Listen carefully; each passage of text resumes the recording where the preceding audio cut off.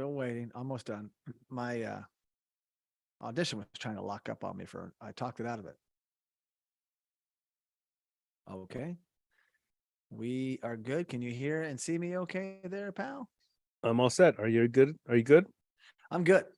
All right. Let's We're do good. this. Welcome to Just Curious Media. This is Let's Talk Cobra Kai. I'm Jason Connell. And I'm Sal Rodriguez. All right, Sal. We are back for another episode. Very special episode, I might add. I always say that, but I really mean it this time, Sal. I really mean it this time. And an original episode for us. Yeah, I like to think that our show goes places other podcasts don't. Yeah. So yeah, we are nimble. definitely hitting home here with me on this one. Yes, we are. It's because we are covering something we've talked about. It's come up in episodes, but Sure. this is the first time we've devoted an episode to this. I was thinking about it because we're going to be talking about the Karate Kid and Cobra Kai Collectibles Volume 1. You, my friend, are an expert in this space. You collect toys. You're an expert on toys. Look behind you. That's all you have to do is look behind you. See all this stuff? See all of it? And you see it, and you're always getting new things, not just toys in general from movies, this, that, and the other, but in this space, in this universe. Yeah. And I know the landscape's changing. So I was like, well, let's dive into it because there's got to be other collectors or other wannabe collectors. And I think it's a great thing to talk about. And before we get too far into it, What? I want to plug your other, I mean, you're part of Just Curious Media. Let's Talk Cobra Kai. That's a Crime. You're on Let's Talk Movies all the time. Sure. But you also have your own, thing, your own channel, your own YouTube channel, and it's Salvador Los Angeles, if I'm not mistaken. Yes, that's correct. You joined YouTube, this channel anyway, December 7th, 2009. You got some real history there. I do. 7.12 thousand subscribers. Yeah. That's a lot. And you have 3.8 million views. Wow.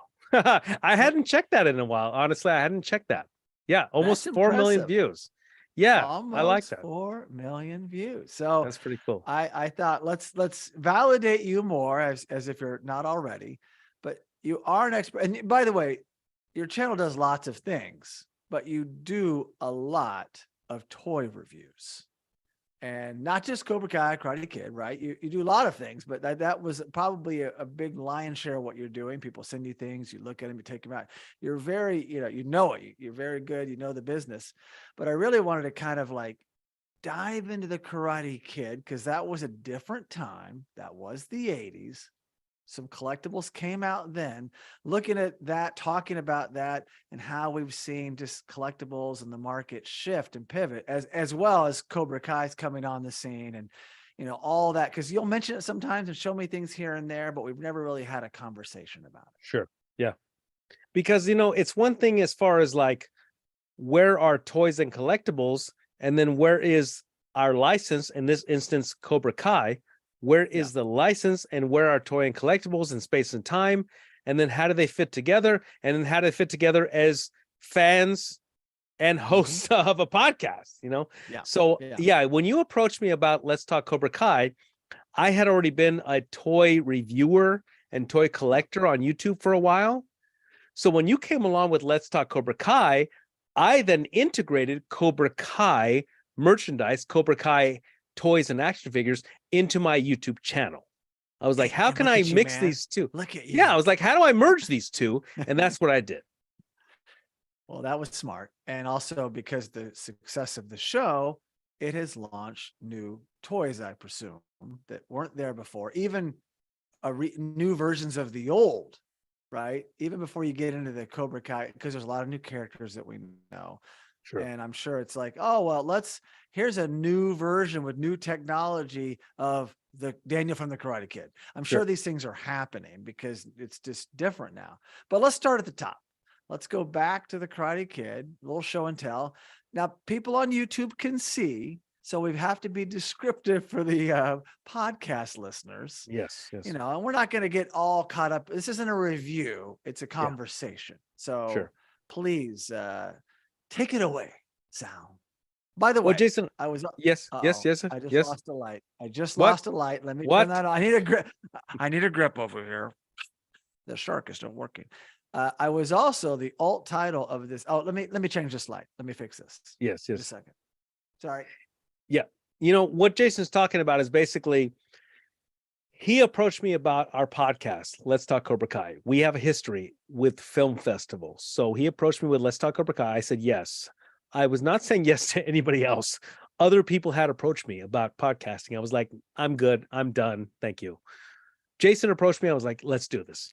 And then along the way, we come up with Let's Talk Cobra Kai. We come up with Cobra Kai merchandise and Cobra Kai and Karate Kid merchandise. So that's where we're at now. We're talking about what has come up in the collectible and toy marketplace as far as Karate Kid and Cobra Kai. Yep. And that's here where we are today. We're right now at a point in time where we're talking about podcasts, shows, collectibles, toys, and how they all fit together. And here we are. Sorry, I knew it was going to run long tonight. We've done a few episodes already.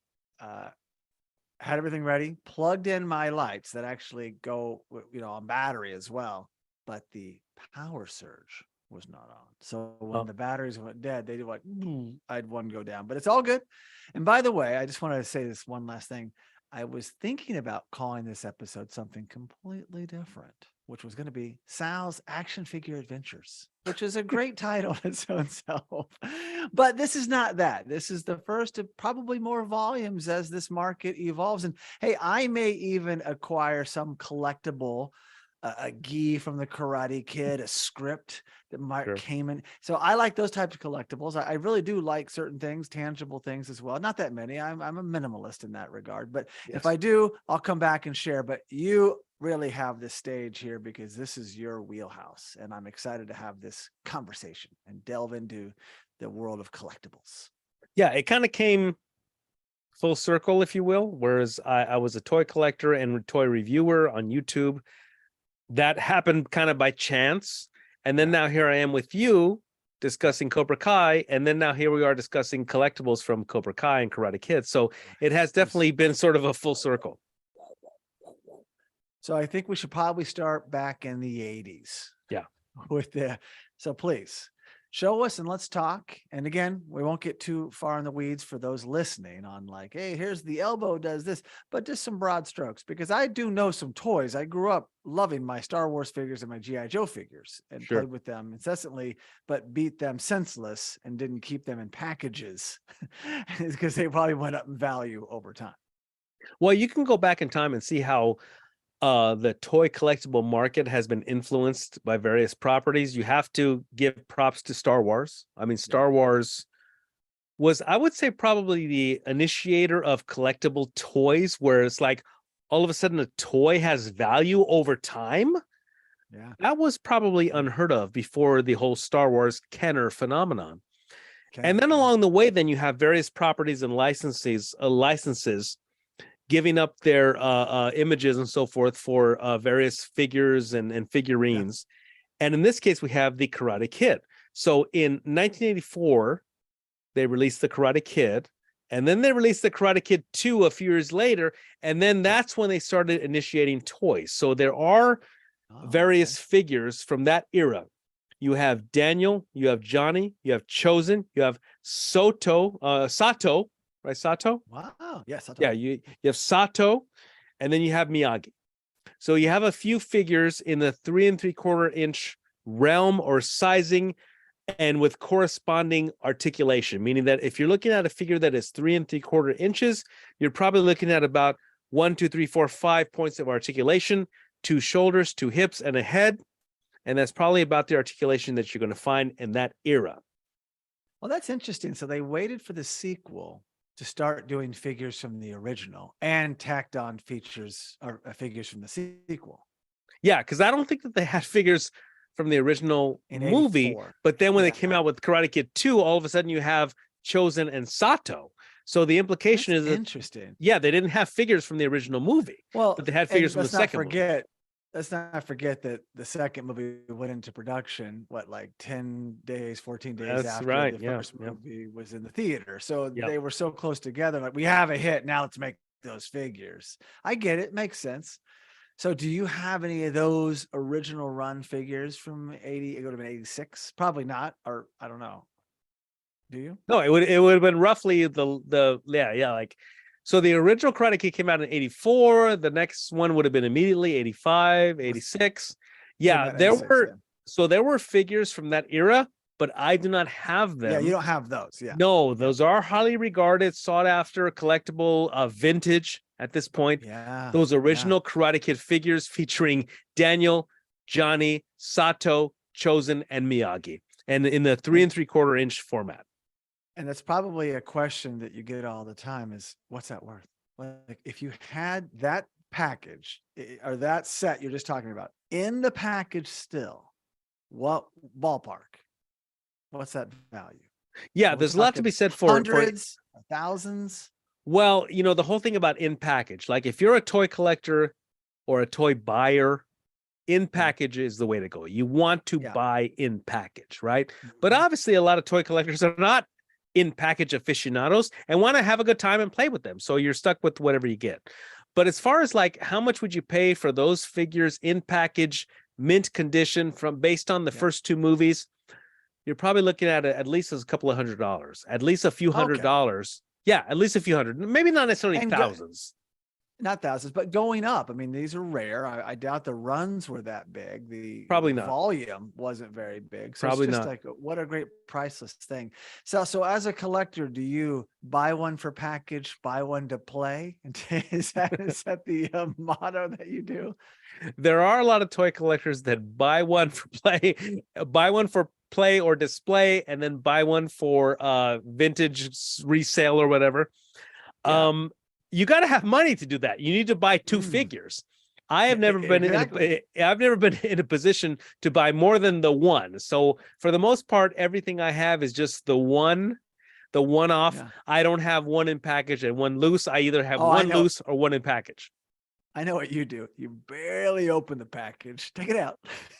You can do that. Yeah. I mean, you're going to lose value. It's going to lose value as soon as you do that. Yeah. But yeah, you can do that. You can, slice a little bit open, take the figure out, do a review, do a podcast, come back in, put it in. You can do that. But grass stains on Miyagi's pants. Yeah. I don't know. Why does Miyagi have those? What is this, dog saliva? No, it's never been out of this. So that's interesting to know that. I'd love to see what those look like. But so what's one of the oldest ones that you have from the original film? When would they have come out and maybe give us a peek? Okay, so those original figures that came out with the first two movies were made by Remco. A company called Remco made those initial small, probably 3 3/4 inch or 4 inch action figures, about 5 points of articulation, came out with those first couple of movies. And then we had I would call a drought. There wasn't anything going on with the Karate Kid. There was no Cobra Kai. They made the third movie and they made the next Karate Kid. I don't think it helped the toy business. I don't know if they had the next Karate Kid, Jaden Smith, or Jackie Chan figures. I don't know if they did, and I don't think that they did. Oh, wait, I've seen online Pat E. Johnson, but there was people from the bad guys from the next Karate Kid. There was a few figures out there. Michael nice. Ironside and really Ned. From the Karate Kid, from the next Karate Kid. Yeah, but they look pretty funky. Wow. Like, okay. I didn't know that. Okay, so there were Karate Kid 3 or next Karate Kid action figure.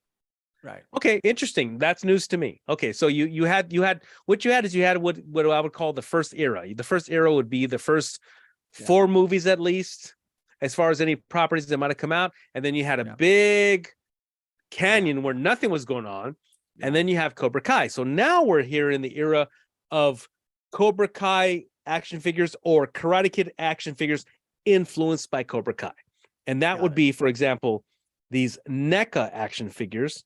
Here is daniellarusso. This is what's called a retro style or Mego style action figure, which is real cloth clothing. So we have real cloth clothing for Daniel, and then we have Johnny, How tall are they, Sal? How many inches? These are Just to about guess. 7 inches, I believe. See, these are Yeah, yeah. 7-inch fully articulated cloth action figures, and then we have senseikreese as well. So these were made by NECA, and I did a review on these. Now I'm proud to say, Jason, that this review of these action figures is the #1 Karate Kid Cobra Kai action figure review on YouTube. As far as Oh highest my views, I'm up to gosh. over 700,000 reviews. I'm sorry, Wow. 700,000 views of these particular action figures, which, by the way, it's not that I'm That's so awesome. It just amazing. happened by chance. That happened by chance. You and I got together. We started doing Let's Talk Cobra Kai. I did a review of these figures. It reached I remember 700,000 views. And Yes. then here we are today. So then the rest Well, hold on, spawned. Sal. I have Yes. something to add to that. Yes. You're right, Rodriguez. Ah, nice. This is I am holding. What am I holding up, Sal? You're holding up an All Valley trophy from the NECA All Valley 2-pack featuring Daniel and Johnny. You gave this to me when we were still in studio pre-pandemic, and we were in the first or second season of the show. And you got that pack. I remember you showed me online, and then you got the set you just showed everybody, talked about. And it comes with, there was even an All Valley backdrop, like the poster or something, the poster, the classic poster. And you gave me the All Valley trophy. And I have moved a few times since then, 3 times, and I still have this darn trophy. Nice. I put it in my trophy case and I brought it out tonight. So there it is. So if you guys can see, it's a tiny version of the All Valley. But Sal, that is one amazing review you have. Getting close to 800,000, I'm assuming now, and climbing to 1 million. Great job. I saw this. I don't remember seeing Kreese. I didn't know he was a part of that. It was a 2-pack, but Kreese was an add-on to that. Is that what it was? No, what it was I did the original review featuring Daniel and Johnny 2-pack by NECA. And then later on, the Kreese came about later. He was added later. So these came out inspired because Cobra Kai was already a show, but this was pre Cobra Kai going to Netflix. Yes, this was. It's on YouTube. It's popular. It's the #1 show on YouTube, but it's not like YouTube had a lot of shows. But it was getting some traction. That's when you got it. Okay, that's great. So you have post Gap Karate Kid figures that came, which probably means that they're really well made. Like the clothes on them isn't going to just fall off. I remember seeing them and they looked really great.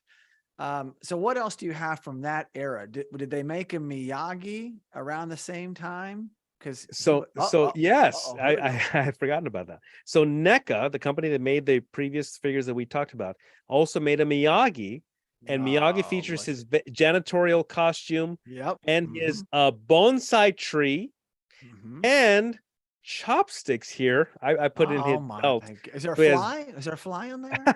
There's no fly, but he has his chopsticks, he has his bonsai tree, and he has his custodian costume. So this was part of the, I would call this all sort of one set because it's made by NECA, and we have Daniel, Johnny, Kreese, and Miyagi, fully articulated, clothed, retro style or Mego style action figures made by NECA. I love it. And what would something, those aren't that old, 2019, I'd say probably came out. What is that set, or roughly what would all those figures together cost? Can people still get them? Are they still selling this set? The popularity of the show has increased since then. But like, what's the value of that set? If someone wanted to get in the game and acquire those figures, what are they looking at? What's going to set them back? So how much are going to set them back? If you're looking at toy collectibles, you want to consider whether it's in package or out of package. Are you buying the figure loose without a package? Are you buying it in a package? The package is messed up. These are all things that you want to consider if you're buying toy collectibles. Now, in this instance, these 2 figures came in a 2-pack that is still available. I believe Daniel and Johnny are still available in their 2-pack that you can buy for, at this point, probably at least 150. Okay. Maybe 150 for the Daniel and Johnny NECA 2-pack. And then you would buy Miyagi on his own in package, would probably be about another 40 or 50. And then Kreese. Now, this one went up in value because the Kreese figure by NECA was a Comic-Con convention exclusive, I believe 2019 or 2020. So that ups the value. So the Kreese NECA convention exclusive, probably looking at about $60 or $75 at least. So for Okay. these 4 figures in their package, you're probably looking at least about $300-400, I would say. Yeah. But you also get the trophy. I just happen. Yeah, and you to get the have it. trophy. Exactly. Yes. You do get this. You get an All Valley. That's really cool. I love it. And they were really neat. Very different than when I was playing with figures as a